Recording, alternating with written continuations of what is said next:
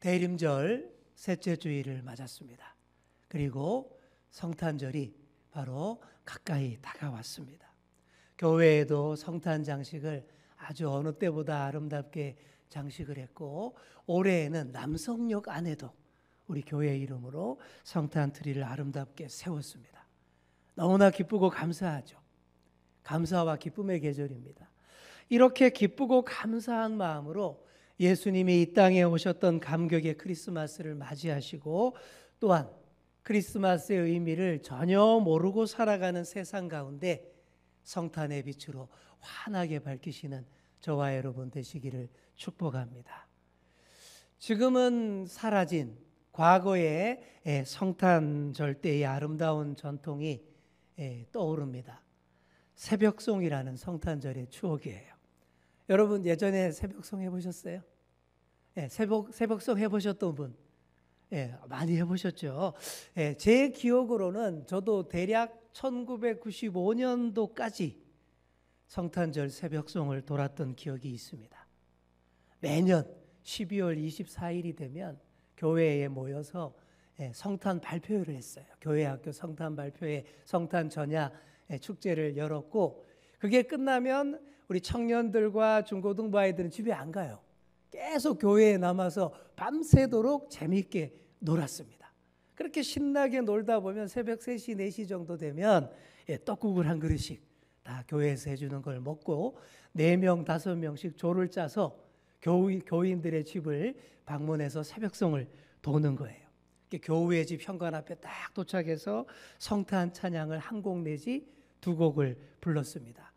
기억하기 쉬운 노래, 고요한 밤 거룩한 밤, 기쁘다 구주 오셨네, 이런 찬양 주로 불렀죠. 그 노래 부르는 동안 우리 성도님이 잠에서 깨서 현관문을 열어주십니다. 나와서 같이 찬양을 부르기도 하시고, 찬양을 다 부르면 선물을 주셔요. 가벼운 선물을 주시는 분도 계시고 현금을 봉투에 넣어서 주시는 분도 계셨는데, 제가 새벽송을 주로 돌았던 지역은 좀 가난한 분들이 많아서 쌀을 퍼다가 주셨습니다. 그 쌀자루 제가 이고 다니느라 엄청 고생했던 기억이 있는데, 그래도 저는 기쁘고 즐거웠습니다.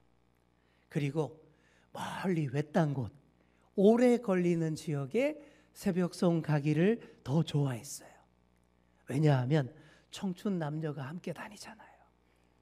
크리스마스 자체가 기쁘고 즐거운데 평소 흠모하던 젊은 남녀가 함께 노래하러 다녀보세요. 오히려 저 멀리 외딴데 으슥한데 더 가고 싶어 했던 그런 기억이 있습니다. 그렇게 즐겁고 기쁘게 예수님의 탄생을 알렸던 아름다운 옛 추억입니다. 지금은 어림도 없죠. 서울 한복판에서 새벽에 그러고 다니면 바로 민원 들어오고 경찰이 출동할 겁니다.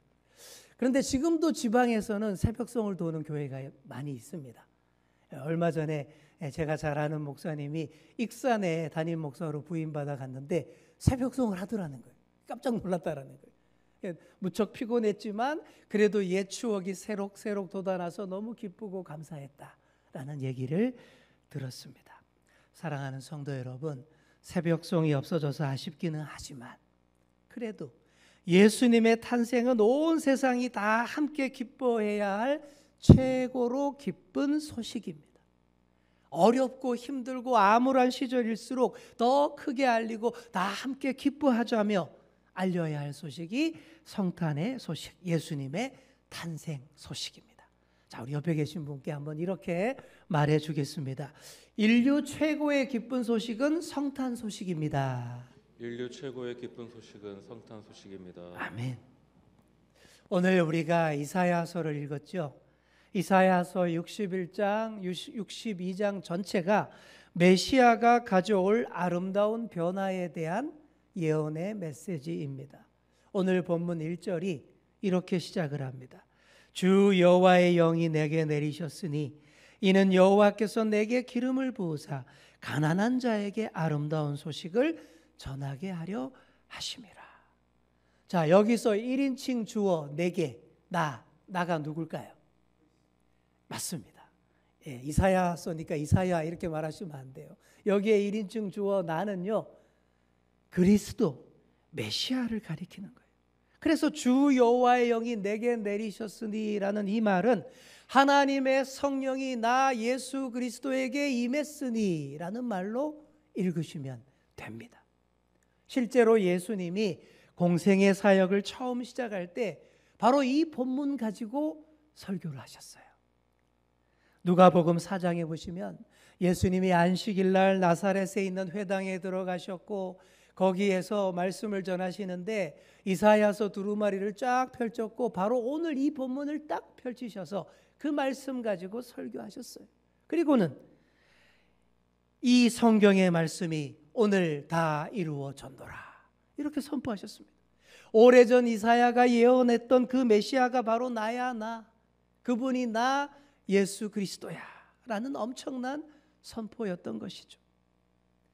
메시아 사역은 하나님의 영, 성령으로 충만한 다음에 시작됩니다. 그래서 주 여호와의 영이 내게 내리셨으니라고 한 거예요. 메시아에게 성령이 내려오는 것을 기름을 붓는다라고 본문에서 표현을 하고 있습니다.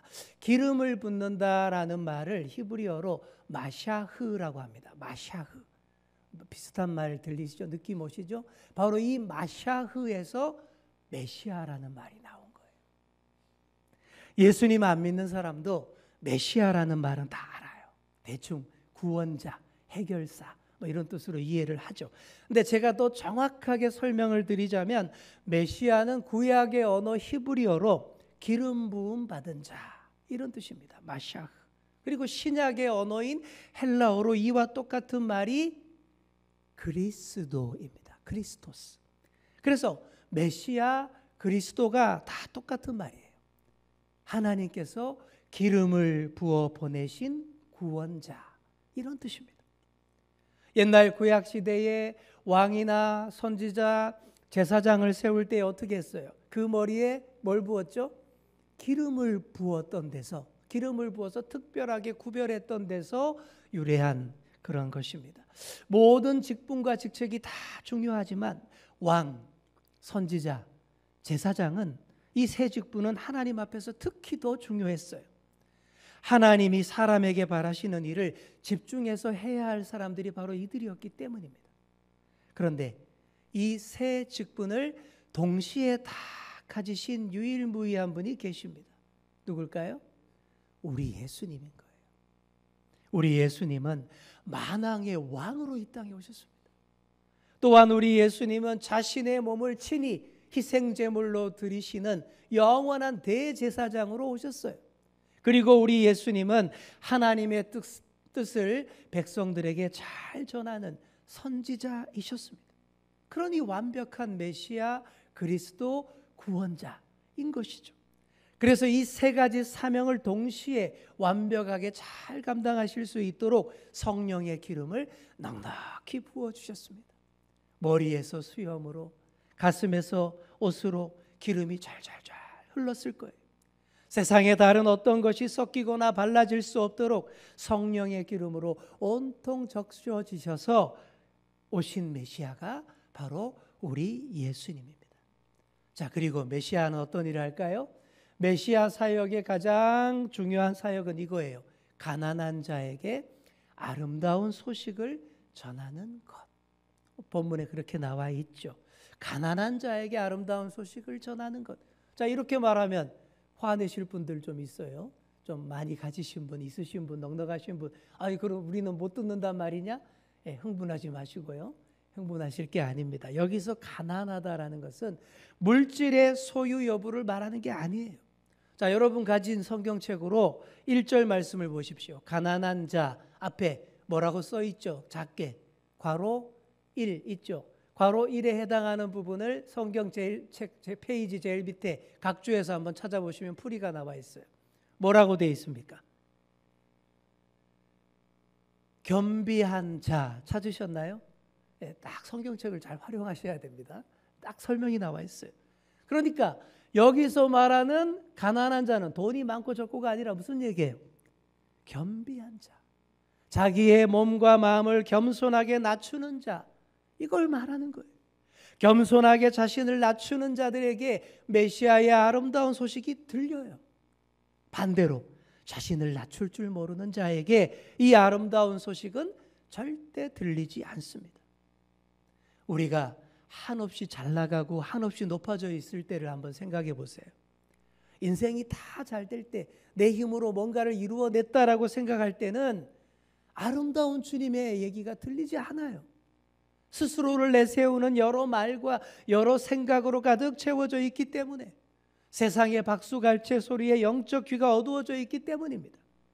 그러나 우리 인생이 뭔가에 가로막혀서 꼼짝 못할 때, 하는 일마다 전혀 안 될 때 어떻게 될까요? 그때 낮아질 대로 낮아집니다. 겸비해집니다. 그때는 세상의 소리보다 우리 주님의 소리가 잘 들려요. 그 소리가 너무 또렷하고 아름답게 내 가슴을 울리고, 그래서 눈물이 차오르고 가슴이 터질 듯합니다. 이게 바로 가난한 자의 모습인 거예요. 바로 이런 자에게 메시아의 아름다운 소식이 들리는 것입니다. 가난한 자에게 메시아의 아름다운 소식이 전해지면 구체적으로 어떻게 될까요? 여러분 1절 하반절을 보시면 마음이 상한 자를 고치며 포로된 자에게 자유를, 갇힌 자에게 노임을 선포하며, 이렇게 되어 있죠. 자, 먼저 마음이 상한 자가 나옵니다. 여기서 말하는 마음이 상한 자는 마음이 질그릇처럼 산산조각 난 자, 이걸 뜻하는 거예요. 우리 주변에서 마음이 깨진 사람을 많이 볼 수 있어요. 삶이 갈기갈기 찢겨서 본래 어디에 붙어 있던 것인지도 못 찾고 헤매는 인생들 참 많아요. 하지만 아무리 절망적이라도 메시아에게는 능치 못할 일이 없습니다. 산산조각난 우리의 인생들, 그 조각들 하나하나 다 맞추어 주시고 온전한 인생으로 회복시켜 주시고 최고의 작품으로 만들어 주시는 줄 믿습니다. 그게 바로 마음이 상한 자를 고치시는 메시아의 사역인 거예요. 또한 메시아는 포로되고 갇힌 사람을 자유하게 합니다. 옛날 바벨론 제국의 포로가 되어 끌려갔던 유대 백성들을 해방시켜 주셨던 것처럼 메시아는 죄와 사망에 매여 있는 사람들을 자유하게 하십니다. 오늘날 얼마나 많은 사람들이 죄와 사망에 매여 신음하고 있습니까? 많은 사람이 여기저기에 사로잡히고 갇혀서 포로처럼 살아가고 있어요. 오늘날 중독 환자가 얼마나 많은지 모릅니다. 알코올 중독, 마약 중독, 도박 중독, 심지어 일 중독, 운동 중독도 있어요. 이 모두가 무언가에 사로잡힌 포로된 인생입니다. 스스로 빠져나올 능력도 없고 갇혀서 포로된 인생인 거예요. 그래서 메시아가 오시는 것입니다. 메시아가 와서 우리의 상하고 깨진 마음을 다 붙여주시면 어떤 속박에서도 자유하고 어떤 중독과 괴로움에서도 노임받을 수 있습니다. 그러므로 메시아의 아름다운 소식을 들을 줄 아는 가난한 자에게는 이보다 더 기쁘고 즐거운 소식이 없는 거예요. 12월 24일부터 밤새고 25일날 그 새벽에 피곤한 몸을 이끌고 새벽송 돌아다녀도 그래도 하나도 힘들지 않고 즐겁기만 한 것입니다. 메시아가 오시면 모든 슬픈 자가 위로받고 하나님의 은혜의 시절을 누리게 됩니다. 2절에 보시면 여호와의 은혜의 해라는 말이 나오죠. 여호와의 은혜의 해는 원래 희년을 뜻합니다. 희년 아시죠? 7년째 되는 해를 쉬어가는 안식년이라고 했고, 이런 안식년이 7번 반복한 후에 50년째 되는 해를 희년이라고 선포를 했습니다. 이 희년이 되면 노예들도 종들도 풀어주고 빚진 자들의 빚도 탕감해주고 땅도 원래 주인에게 돌려주어서 50년 만에 모두가 다시 원점에서 새 출발할 수 있도록 기회를 주는 해가 희년이었어요. 그래서 희년은 기쁠 희자를 쓰는 기쁨의 해였습니다. 메시아가 오셔서 이런 희년을 선포하신다라는 거예요. 물론 아름다운 소식을 못 듣는 자, 메시아를 모르는 사람에게는 그때가 하나님의 보복의 날, 심판의 날입니다. 하지만 메시아의 오심을 기뻐하며 영접하는 자, 아름다운 소식을 믿는 자에게는 진짜로 자유와 평안과 기쁨의 시절이 되는 거예요. 자, 우리 옆에 계신 분께 한번 이렇게 말해주겠습니다. 하나님의 은혜의 때를 누립시다. 하나님의 은혜의 때를 누리십시다. 아멘. 자, 우리 3절 말씀 우리 함께 화면 보시면서 같이 읽겠습니다. 시작. 무릇 시온에서 슬퍼하는 자에게 화관을 주어 그 죄를 대신하며 기쁨의 기름으로 그 슬픔을 대신하며 찬송의 옷으로 그 근심을 대신하시고 그들이 의의 나무 곧 여호와께서 심으신 그 영광을 나타낼 자라 일컬음을 받게 하려 하심이라. 아멘. 자, 이스라엘 사람들은 극한 슬픔을 표현할 때 옷을 찢고 온 몸에 재를 뒤집어 썼습니다. 그렇게 슬픔을 표현했어요. 하루아침에 모든 자녀와 재산을 잃었던 욥이 그렇게 했습니다. 또 에스더의 사촌 모르드게가 민족 대학살령을 듣고는 죄를 뒤집어 쓰고 통곡했잖아요. 그런데 메시아가 오시면 이런 슬픔의 상징인 재 대신에 화관을 쓰게 됩니다. 여러분, 화관이 뭘까요? 한자로 풀면 꽃으로 만든 관이겠죠. 제가 요즘 KBS 대하 드라마 새로 하는 사극 고려 거란 전쟁을 열심히 보고 있습니다. 사극의 달인 최수종 씨가 강감찬 역으로 나오는 그런 드라마의 32부작 드라마인데, 우리 근처의 낙성대가 강감찬 장군이 태어난 생가터 유적 아닙니까? 이 드라마 마지막 32회에 아직 10부까지밖에 안 했는데 32회에 보시면 화관이 나옵니다. 나올 겁니다. 제가 예언하는 거예요. 왜? 어떻게 하냐? 고려사 기록에 의하면 고려 임금 현종이 강감찬 장군에게 화관을 씌워줍니다. 강감찬 장군이 거란족의 침략을 물리쳤잖아요. 귀주 대첩으로 엄청난 큰 승리, 우리 전쟁 역사상 최고로 큰 승리가 이 귀주 대첩이에요.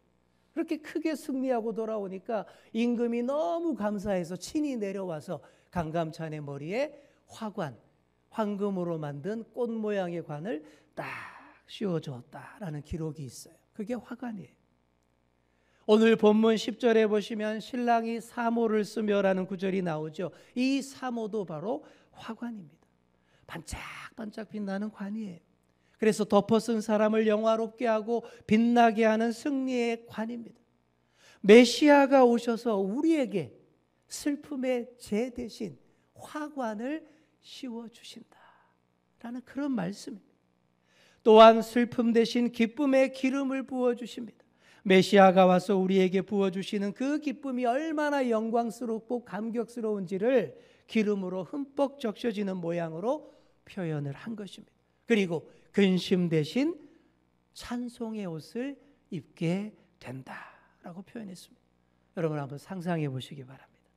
극한의 슬픔과 죄로 덮었었던 내 몸과 옷이 깨끗이 바뀌고 대신에 반짝반짝 화관을 머리에 썼어요. 기쁨의 기름으로 촉촉해져서 아무 근심 없이 찬송의 옷을 입고 찬송을 합니다. 그러면 어떻게 될까요? 이런 걸 가리켜서 신수가 환해졌다라고 말하는 겁니다. 사랑하는 성도 여러분, 여러분 모두가 신수가 환해지기를 축복합니다. 이 성탄절 시즌에 신수가 환해져야지 언제 또 신수가 환해지겠습니까? 우리 옆에 계신 분께 한번 이렇게 말해주겠습니다. 성탄을 맞아 신수가 환해지세요. 아멘. 이렇게 실감나게 하셔야죠. 이렇게 환해지세요. 자, 신수가 환해진 사람이 바로 여호와의 심으신 의의 나무인 거예요. 하나님께서 심어주신 대로 솟아나서 열매를 맺고 오로지 주님의 영광만을 드러내며 살아가는 삶. 슬픔과 근심 다 털어내고 화관을 쓰고 찬송의 옷을 입고 주님이 오신다는 복된 소식을 알리며 살아가는 삶의 모습. 이게 메시아를 통한 회복과 축복으로 이어진 삶의 표현입니다. 4절부터 11절까지가 계속 그런 얘기예요. 마지막 10절과 11절을 보십시오. 기뻐하고 즐거워한다라는 말이 먼저 나오지요. 메시아가 오셔서 구원의 옷을 입히셨고 신랑이 쓰는 사모, 즉 화관을 쓰게 하셨고 새 신부처럼 꽃단장하게 하셨어요. 의의 나무처럼 솟아나서 더 기쁨과 영광의 찬송 부르게 되었습니다. 사랑하는 성도 여러분, 도저히 회복할 수 없을 것 같던 이 땅에서의 모든 절망도 메시아가 오심으로 다 회복되는 줄 믿습니다. 그러니 하나님이 보내신 완벽한 해결사, 영원한 구원자 메시아가 오심을 소망하시고 그분의 오심에 감격하며 기뻐 찬송함이 마땅합니다. 그런 여러분 다 되시기를 축복합니다. 여러분, 핸델이 작곡한 메시아라는 오라토리오 작품 들어보셨을 거예요. 음악을 들어보지는 못했어도 제목 정도는 들어보셨을 거예요. 핸델의 메시아. 이 오라토리오라는 것은 종교 음악입니다. 성경의 내용을 가사로 해서 독창, 중창, 합창 등으로 만들고 관현악으로 연주를 하는 대규모의 극음악, 종교 음악이 오라토리오라는 장르인데 1741년 작곡된 핸델의 오라토리오 메시아는 제목부터가 압권입니다. 메시아로 오시는 우리 예수님에 대한 얘기. 그래서 지금도 성탄절 시즌에 세계 곳곳에서 가장 많이 연주되는 오라토리오가 이 메시아라는 핸델의 작품이에요. 이 오라토리오 메시아를 다 연주하는데 무려 2시간 반이 걸린대요. 그 정도로 대작입니다. 옛날 우리나라로 치면 판소리, 춘향가, 심청가 이런 거 완창한다 그러죠. 그런 거예요. 2시간 30분짜리 대장인데 그중 2부에 나오는 할렐루야라는 합창이 제일 유명합니다. 우리가 잘 아는 할렐루야, 바로 그 합창이에요. 그게 2부에 나와요. 이 작품이 1743년 영국 런던에서 공연이 될 때에 그때 영국 국왕 조지 2세가 이 연주에 참석을 했어요. 2부의 하이라이트 할렐루야, 할렐루야 이게 합창이 막 나오는데 왕이 너무 감동을 해서 자기도 모르게 자리에서 벌떡 일어난 거예요. 그리고는 계속 서서 그 합창이 끝날 때까지 서서 들었습니다. 바로 여기에서 유래가 되어서 지금도 할렐루야를 합창하면 모든 관중들이 다 일어서서 듣는 그런 전통이 생긴 거예요. 몇 년 전 우리 교회에서도 우리 할렐루야 찬양대가 이 할렐루야를 합창한 적이 있었어요. 그때 저도 일어나서 들었습니다. 기억나십니까? 근데 이게 뭔가 왜 일어나고 난리야? 이러면서 쭈뼛쭈뼛 안 일어나시는 분들도 많이 계셨던 걸로 제가 기억을 해요. 그럴 때는 눈치껏 화끈하게 일어서시면 됩니다. 우리의 찬양을 받으시기에 합당하신 하나님, 우리를 구원하시기 위해 오시는 메시아를 향한 우리의 마음이라 생각하시면 되는 거예요.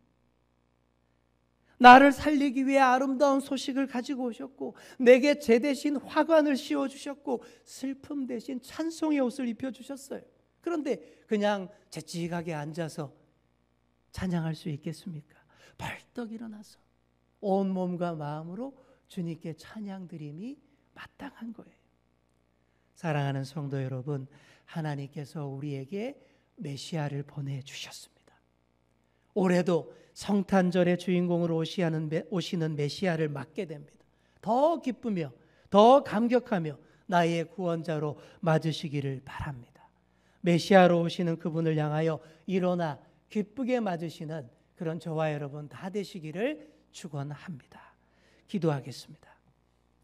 주님, 갈수록 어두워만 가고 탁해져만 가는 세상 속에 하나님의 아들을 메시아로 보내주시고 아름다운 소식을 들려주시고 모든 슬픈 자를 위로해 주시니 감사합니다.